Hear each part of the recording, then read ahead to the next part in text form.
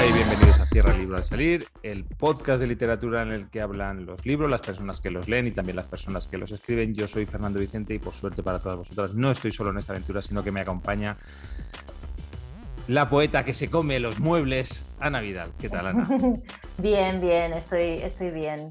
¿Estás recuperada de tu atracón de muebles y madera De marco hogareña? de puertas, sí, más o menos, tengo un moratón así importante, pero bien, bien.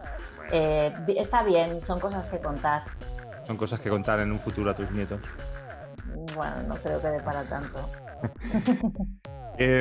Tú eres la poeta que se va de vacaciones, yo soy el no sé qué que vuelve de vacaciones, que empieza a trabajar, bueno, ya llevo una semana trabajando.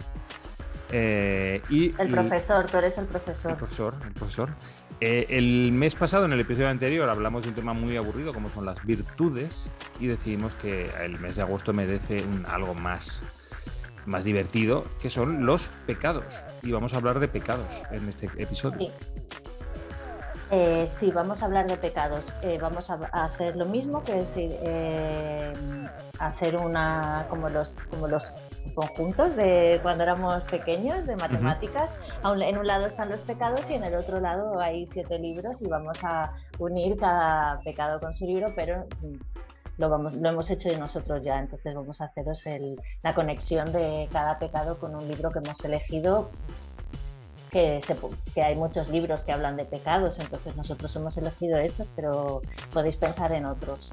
Hay bastante más libros que hablan de pecados que de virtudes, la verdad sea dicha. Bueno, pues como en el mes pasado a mí me tocó hablar de 4 virtudes y a ti de 3 pecados, esta vez hemos invertido los papeles y tienes que hablar tú de 4 pecados y yo de 3 pecados. Y por eso, para avanzar y hacer esto una cosa ligera y veraniega, empieza ya, venga, tu primer pecado. Pues mi primer pecado voy a coger por orden cronológico la avaricia. Avaricia, ¿por orden cronológico de qué? Hay cronológico. Bueno, también cronológico, mira lo que te digo, no lo había pensado. Cronológico de cuando ha sido escrito, quería decir alfabético. Vale. Como acabo de empezar las vacaciones y todavía no tengo la mente muy así. Y el libro de la avaricia más conocido de todos, voy a hablar de él, que es, ¿cuál crees que es, Fernando? No sé, ¿alguno de un economista, de Adam Smith? No sé, ¿cuál? Vale, te has acercado un poco. El título original es A Christmas Carol, pero Muy bien. está In Prose Vein, A Ghost Story of Christmas. En castellano está traducido como Cuento de Navidad y es una novela corta escrita por Charles Dickens en 1843, en Navidad de 1943. 800.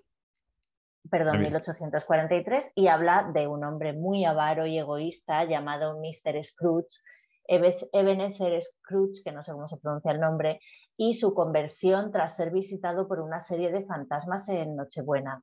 Es un libro que ataca un poco la avaricia, ¿no? Que es un libro que condena la avaricia. A mí me gustaría encontrar un libro que Ensalzara. sí, ¿por qué no? ¿Sabes? Hay libros que ensalzan la lujuria o no sé, otras cosas, pero como es un pecado, pues la condena y entonces al final rescata a Mr. Scrooge y lo vuelve un hombre bueno y generoso porque la avaricia le está haciendo ser infeliz. Y bueno, creo que lo más, aparte de, bueno, que es un cuento así, que es muy conocido y esto, ¿no? Creo que lo más interesante es que hay un montón de películas sobre el cuento de Navidad. Bueno, que yo conozca, hay una como típica del cuento de Navidad, pero tiene la película, no es de los Fraggle, Los no, de los teleñecos, sí. Fraggle, no de los teleñecos, la versión de los teleñecos es maravillosa, ¿no? Que hemos hablado de ella, yo creo, alguna vez. Hemos hablado en este programa que dijimos que era que realmente la versión de los teleñecos es la que es más fiel al libro, en la forma Efectivamente. que el libro describe a los fantasmas, porque todo este sistema de fantasmas de las navidades pasadas, presentes y futuras se ha hecho un estándar en cómo se representan, pero que realmente, como están descritos en el libro, lo que más se acerca es el de los teleñecos. Sí, y ahora no me acuerdo cuál era el... aquí tengo representaciones y adaptaciones. Es que hay una con Bill Murray.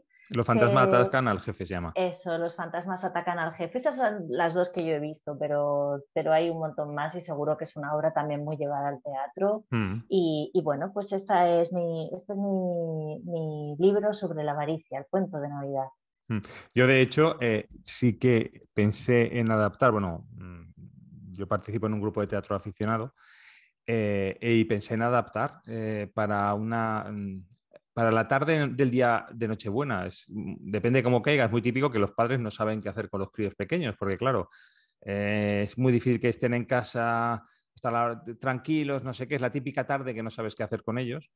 Y yo pensé en adaptarla y llevarla al teatro, aligerarla un poquito para que fuera más infantil.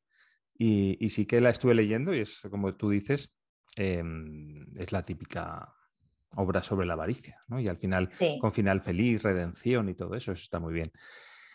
Voy a continuar yo con otro pecado. Vamos a ver, en este caso, la pereza.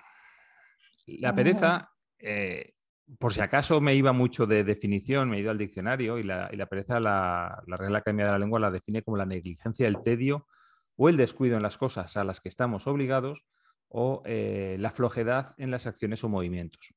Me ha costado mucho encontrar eh, un libro, que en este caso voy a hablar de dos, sobre la pereza, porque realmente tampoco son sobre la pereza. Es lo que más cerca ha estado.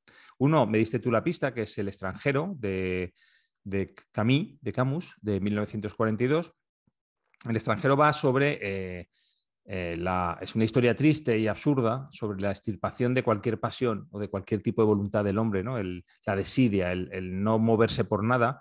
El protagonista del extranjero se llama Mersol y es un personaje que encarna la apatía por todo lo que le rodea. Nada tiene importancia para él, es un antihéroe por el que ni la muerte de su propia madre le hace reaccionar, ¿no? Y en este libro lo que quiere es Camus reflejar como que la felicidad realmente está dentro de ti y no del seguimiento de las reglas de la sociedad en la cual te ha tocado vivir, ¿no? Por eso se llama El extranjero, ¿no? Porque el personaje, digamos, se siente extranjero en su propia patria o en su propio lugar donde vive. Y el otro libro en el que estuve pensando con el tema de la pereza fue Bartleby el escribiente, o Bartleby el escribiente, que es de Melville, y se publicó en 1853, que curiosamente es un libro que tuvo muy poco éxito, no un libro, porque esto es un cuentecito más bien, ¿no? Tuvo muy poco éxito inicial entre los lectores y entre los críticos, y sin embargo, cuanto más pasa el tiempo, parece como que adquieren más importancia. Tú, que has hecho muchos cursos de escritura, seguro que ¿cómo se dice? No te lo han dicho de leerlo en algún curso de estos de No, escritura. no, de hecho no lo he leído. Ah, no. Pues No. pues a mí en algún curso de escritura sí que se me ha puesto como tarea leer Bartleby el escribiente. Bueno, ¿Y no dijiste preferiría no hacerlo? sí, debería haberlo dicho. La historia va de un abogado, el narrador, que es un abogado que no tiene nombre, que tiene un bufete en Nueva York, entonces contrata a Bartleby como escribiente y le asigna un lugar en su despacho junto al resto de trabajadores que tiene. Entonces Bartleby es un tío como muy un empleado ejemplar, que llega pronto, que hace todas sus tareas. Sin embargo, cuando este abogado le pide que examine un documento, Bartleby le dice preferiría no hacerlo, que en inglés es I would prefer not to. I would prefer not to. Y no lo hace.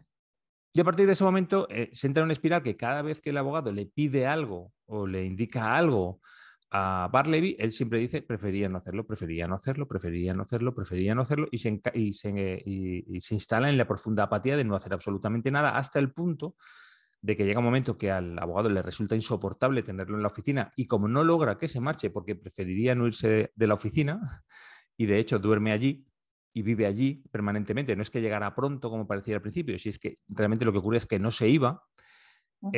al final lo que decide el abogado es irse él.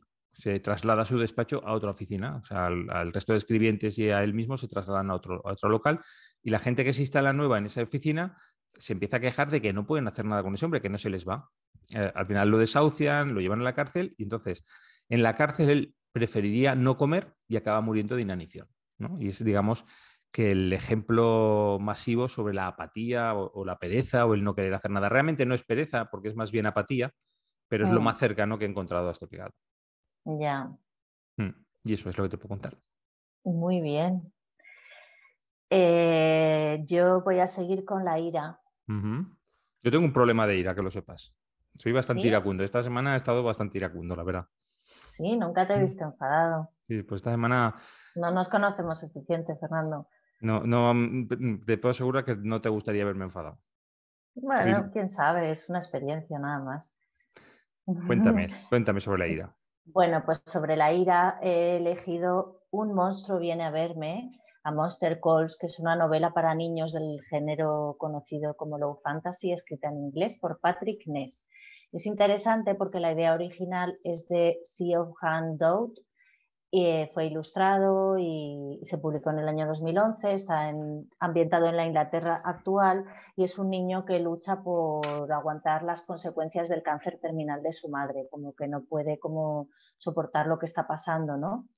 Y entonces le visita un monstruo que es un poco como una representación de lo que a él le está pasando, ¿no? El monstruo le va contando historias como para ayudarle a enfrentarse a la situación y además al niño también le hacen bullying en el colegio, Joder. bullying, sí.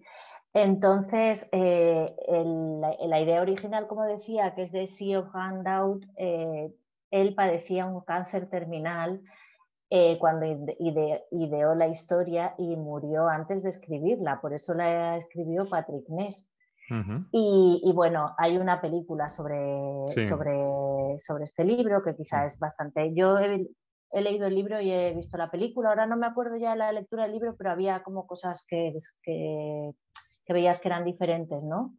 Y bueno, hay momentos en que se representa muy bien la ira del niño ante todo lo que le está ocurriendo y hay una vez que el monstruo destroza una habitación y cuando llega la abuela a la habitación, el salón de su abuela, que su abuela es como muy pulcra y lo tiene todo muy bonito y tal, y cuando llega la abuela, la única persona que está es el niño, ¿no? Y ha sido él quien lo ha destrozado, pero no es capaz de enfrentarse a su ira y esto es algo que creo que le pasa a mucha gente, que no es capaz de enfadarse. Y bueno, pues una manera de enfadarse es a través del monstruo. Yo creo que es el libro que me vino a la cabeza al pensar en la ira, en un personaje que tiene un enfado muy grande dentro y que tiene que utilizar algo para poderlo sacar. Y bueno, pues este libro traído. Y acaba dentro de lo de la gestión esta de ¿cómo es? La negación, negociación, ira, aceptación. ¿Acaba en aceptación el libro o no? Yo creo sí, sobre todo acaba con la muerte de la madre y el niño, para cuando se muere su madre, ha conseguido aceptar que eso va a ocurrir y que, bueno, creo que en cualquier proceso de muerte por enfermedad terminal aceptas que la persona se va a morir, pero en el momento que se muere vuelves a no aceptarlo, vuelves a tener esas fases del duelo. Digamos que yo no lo sé porque no me ha ocurrido, pero yo creo que son están más suavizadas por el hecho de que ya has hecho un duelo previo con la enfermedad Ujú. terminal, ¿no? Pero aún así vuelves a pasar el duelo y la negación porque ya no está esa persona enferma, ya con la que has pasado mucho tiempo porque estaba enferma. Pero bueno, en la película más o menos parece que sí que acaba aceptando tanto su ira como que su madre va a morir. Me acuerdo cuando fui a ver la película al cine, fui con mis hijos y bueno, mi hija fue con sus amigos por otro lado y cuando nos reunimos al final todos habían llorado mucho y tal. Y mi hijo cuando salíamos me dice, mamá, en las películas si muere alguien suele ser la madre, nunca muere el padre. Y dije, sí, hijo, es que hay violencia de género hasta en el cine, películas que no son violentas, que no lo sé, habría que hacer un estudio mucho más detallado para saber si eso se cumple, pero bueno, en este caso, Pues fíjate que yo pienso que sí que tiene razón tu hijo. O sea, normalmente el personaje, cuando muere el padre, ¿vale? La historia comienza después, in media res. Es una madre viuda que trata de sacar adelante a su familia. Por ejemplo, eso pasa en Stranger Things. En Stranger Things, la madre del protagonista no es viuda, pero está no es divorciada. viuda, está Está divorciada, divorciada, sí. pero es la mujer que trata de sacar adelante a la familia. Normalmente sí que ocurre eso. O sea, normalmente si desaparece el padre por alguna de las razones, se centra en eso. Y si es de morir, es morir la madre, sí. Es verdad. Mm. Mira la madre de Bambi, Claro. el trauma infantil que tenemos todos con la madre de Bambi. Voy a seguir, a mí me toca la envidia. En realidad, o sea, yo pienso que realmente todos los libros, todas las historias, todas las narraciones, en cierto modo, hablan de la envidia, porque al Mira, final, no te da envidia mi taza a de ver, agua? sí, pues que yo no sé, yo la tengo por aquí, pero no sé dónde está. Sí. Es que he venido a casa, estoy en mi residencia de verano y he tenido que Ujú, bajar corriendo a casa para grabar esto porque me he quedado dormido. De reconocerlo, ujú. que habíamos quedado a grabar por una tarde de verano y me he quedado absolutamente dormido, he tenido que bajar corriendo, sin peinar, por cierto. La envidia. La envidia. Eh, Casi todos los libros, creo, casi todas las historias hablan un poco de la envidia, porque al final una historia se nutre de un conflicto que viene porque cuando tú deseas algo que no tienes y que probablemente tenga otro, por lo cual hay una cierta envidia que te lleva a intentar conseguir eso que no tienes, ¿vale? En cierto modo hay algo así. Sin embargo, el gran libro sobre la envidia realmente que trata el tema se titula, no lo he leído, o sea, yo aquí estoy tirando de Wikipedia, lo he de reconocer, se llama, es un libro que se titula Abel Sánchez. ¿Tú lo habías oído alguna vez? No. Vale.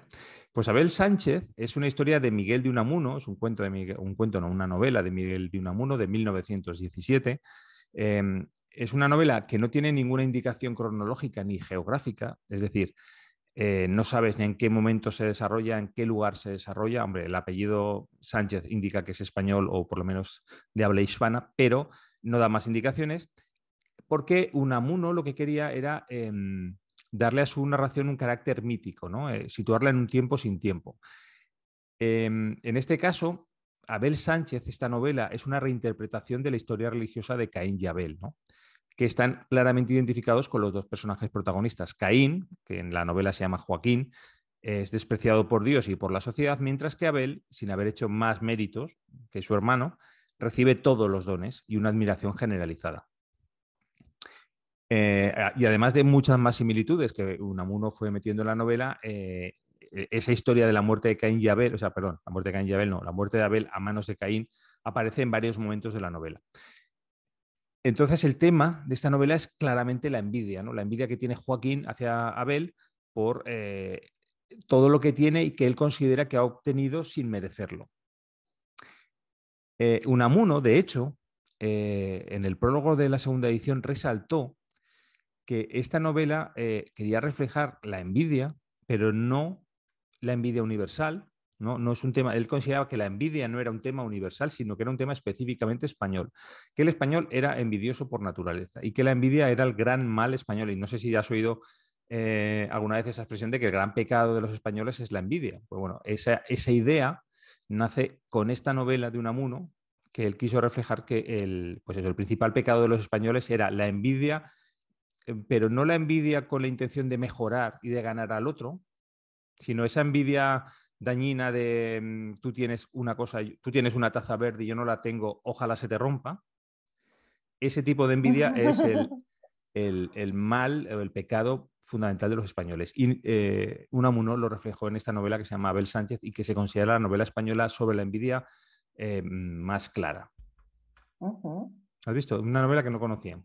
No, qué bien. Igual hay que Mm. echarle un vistazo. Yo Mm. de Unamuno he leído Niebla, nada más. Uh-huh. Niebla es el perro de Bambi, no.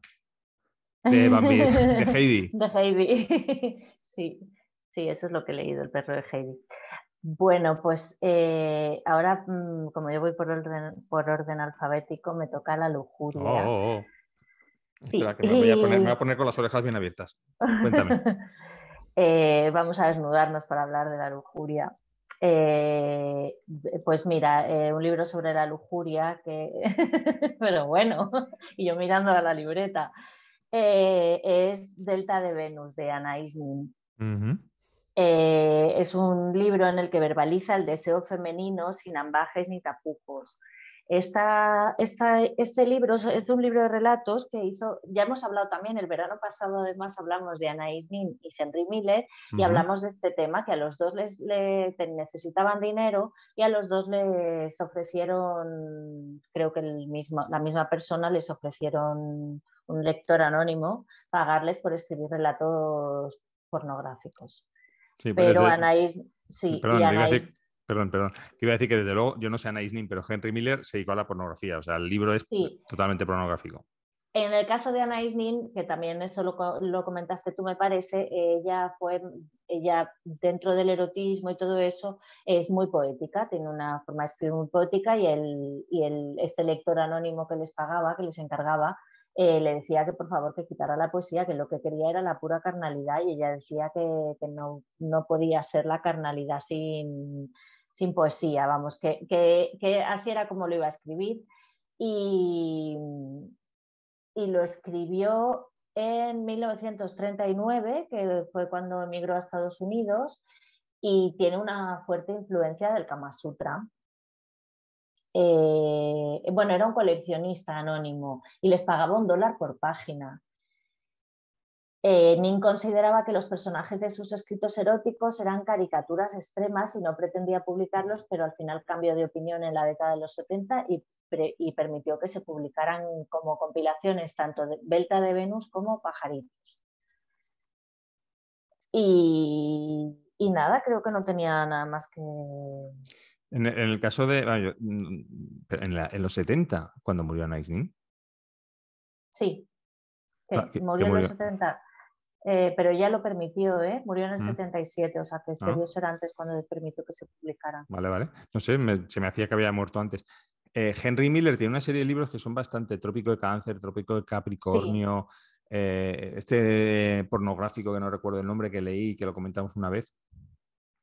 Sí que tiene cierto... Pero en el caso de si les pagaban $1 por página, yo lo entiendo lo que hacía Henry Miller, porque Henry Miller en el libro ese pornográfico hacía muchas orgías. Entonces, claro, cualquier acto sexual era muy largo porque intervenía uno u otra, o otra y uno, y entonces se alargaba mucho, cualquier acto pornográfico se alargaba muchas páginas. Pero vamos, el libro es pornografía pura y dura, o sea, es de relato de revista de esta, bueno, ahora ya no sé si hay revistas porno, con el tema este de internet igual ya no existen las revistas porno, pero era relato típico de revista porno de los 80 o de los 90, o sea, era eso, dedicado exclusivamente a eso.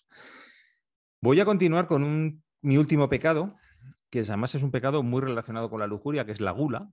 Y además, fíjate, te voy a confesar una cosa. Yo normalmente, pues cuando hemos hecho el reparto de virtudes y pecados, yo buscaba en internet libros sobre la pereza, libros sobre la envidia, libros sobre la castidad, libros no sé qué. Y normalmente lo que te aparecen siempre son libros de autoayuda.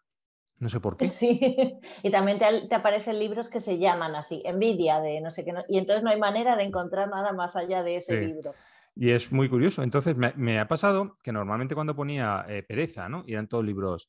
¿Cómo ¿Cómo vencer a no? la pereza? ¿Cómo vencer la pereza? Evitar procrastinar. Vence a la procrastinación. ¿Cómo llenar tu agenda? No sé. Envidia. ¿Cómo conseguir las cosas sin hacer daño a los demás? Todo eran libros así.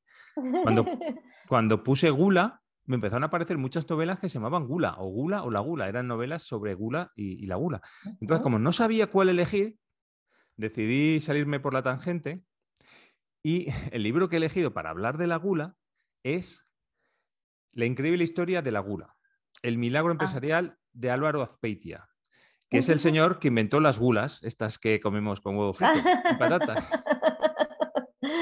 Ay, qué pecador. Este Pensé que señor ibas a hablar de 1080 recetas de cocina. también hubiera podido, pero no, en el País Vasco de los años 70, Álvaro Azpeitia era un joven que ingresaba como contable en una pequeña empresa familiar dedicada a la comercialización de angulas con an delante de la palabra gula.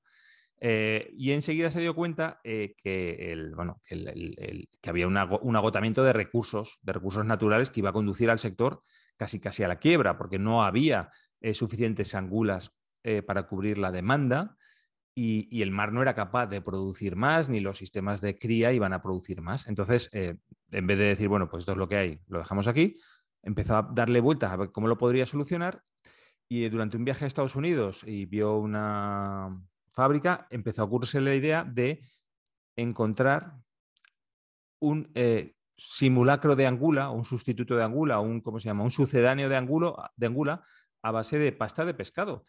Y con esa idea volvió al País Vasco, volvió a crear la empresa, empezó a trabajar con centros de investigación para ver cómo hacerlo y al final logró crear ese producto que ahora lo tenemos casi en todos los, ¿cómo se dice?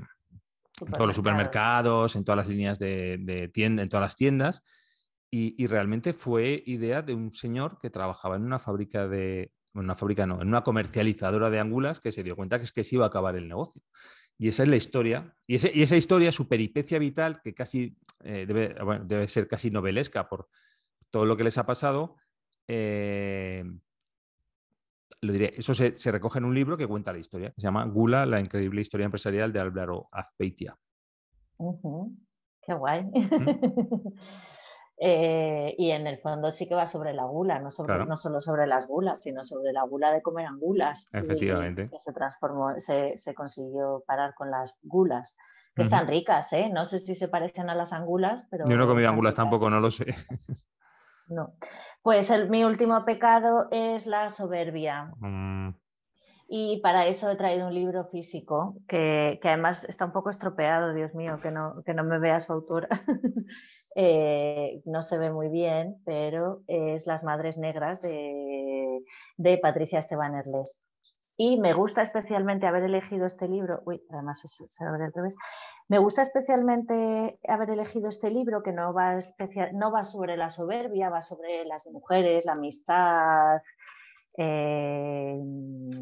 No sé qué decir. Pero sí, es un libro, sí, pero quiero decir que si tuviera que decir un tema sobre el que va, no sé exactamente sobre las niñas en las casas, en los hospicios estos de monjas, ¿no? Pero hay un personaje que es especialmente soberbio, aparte de la hermana Pristia, que es Dios. Y me encanta que Dios sea un absoluto pecador en este libro. Es que empieza, este libro está dividido, o sea, los primeros capítulos son como presentación de personajes y del propio convento de Santa Vela o la casa donde viven, que también es un personaje. Y Dios es otro personaje y dice, Dios es Dios y suele hablar de sí mismo en tercera persona. O sea, ya utiliza para sí mismo el imperativo majestático, ¿no? Que claro, es para Dios, pero es como un personaje soberbio. Él no solo es superior, es que se siente superior y abusa de su superioridad. Entonces es un personaje absolutamente maligno en esta historia, que dice, se aburre inmortalmente. Dios es Dios y se aburre inmortalmente. A ratos siente que Dios está muerto. Y a ver dónde... Cuando el cansancio solo tiene comienzo, cuando se convierte en algo infinito, la ira de Dios se desencadena como una tormenta silenciosa en una esquina de un cuadro. Ay, no es esto, perdona. Bueno, sí, porque Dios tiene un mal día, uno de tantos, pero sus pequeños seres humanos no se lo reprocharán nunca, porque Dios está en todas partes, Dios lo puede todo. Su pobre reino necesita creer que Dios aparece cuando menos se le espera y más se le necesita, que no se esfuma del todo, que ayuda en la sombra, oculto discretamente como un amante en el armario de su dama. Es como tan soberbio el personaje de Dios que es que ¿no? Porque realmente los pecados es lo que nos aleja de Dios, ¿no? Y aquí está tratado de una manera que me parece un poco más realista con lo que nos ha vendido la Iglesia, que era Dios, que es que Dios es soberbio, porque cuando la gente que cree, yo no soy creyente, pero la gente que cree cuando le pasa algo, pues reza a Dios, pero ¿y de qué sirve eso? No, pues es su voluntad, pues menuda voluntad tiene, ¿no? Que acaban yo qué sé, cuando pasan cosas muy malas, no voy a hablar de eso. Y además es curioso porque en los dioses romanos, los dioses griegos, yo no sé si en otras culturas, los hindús o los egipcios y tal, bueno, yo creo que también en las religiones, claro, es normal, por otra parte, que las religiones politeístas, claro, los dioses son envidiosos, los dioses son avariciosos, los dioses son soberbios, los dioses son iracundos, los dioses son lujuriosos, los dioses tienen todos los pecados. Lo que pasa es que están muy por encima de ti, pero realmente es un reflejo de los propios pecados humanos. Zeus se enfada y manda los rayos y hunde las naves, Poseidón está celoso de Ulises y le hunde los barcos. No sé, el dios Cronos de no sé dónde hace no sé qué, son como muy humanos, mientras que los dioses monoteístas, Alá o Yahvé o Dios y tal, son como totalmente puros y que no tienen ninguno de estos pecados. Sí, realmente es curioso. Claro, y realmente Dios no solo es soberbio, sino que también, por ejemplo, es envidioso con Lucifer, ¿no? Tiene cierta envidia porque debe ser un personaje algo carismático el demonio y le echa, yo creo que con envidia, es soberbio. En este libro también se presenta como un personaje lujurioso que viola a las niñas que le gustan. O sea, aquí de verdad no tiene desperdicio, no solo el libro en sí no tiene desperdicio, pero el personaje de Dios me encanta porque es un Dios más a imagen y semejanza Del hombre. del hombre, sí. Del hombre, de la Ahí nos mujer o de la mujer. parecemos, o de la mujer, sí, nos parecemos más. Y con esto termino porque se nos Pues acaba el se tiempo. nos acaba el tiempo, nos quedan exactamente 4 minutos Sí, según sí. esto de grabar. Ha sido un placer repasar los pecados contigo, hubiera sido un placer más grande repasarlos de otra manera, pero no es posible. Cometerlos. Cometerlos, es decir, pues gula, por ejemplo. Envidia no tiendo a ser envidioso. No sigas. No sigo, vale, lo dejo aquí. Y nada, y entonces yo creo que llega el momento de la despedida, de los agradecimientos, de todo eso que, como yo soy un desmemoriado, te va a tocar hacer a ti. Bueno, pues agradecemos a todas las personas que nos han escuchado y que van a pecar con nosotros en este mes de agosto. Agradecemos a Ana Nuria Corral por el logo, a Chas Matuszewski por los jingles y la música del programa, a Jara y Sedal. Jara y Alejandra. A Jara y Alejandra por los dibujitos y por las entradas piratas. A ti, Fernando, por pecar o por querer pecar conmigo. Aquí pecar utilizando el tiempo de los demás haciendo un podcast y el nuestro propio. Y no sé si me queda algo más por agradecer.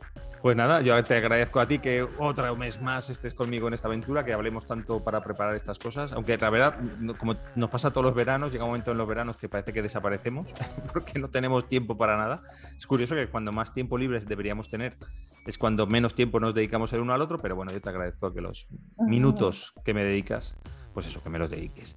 Y nada más, no sé si nos queda algo por decir, como todos los meses. Yo no tengo nada a mano. Eso. Yo sí, voy a cerrar, adiós. Cierra el libro al salir. Igualmente, Ana, un besito. Un besito.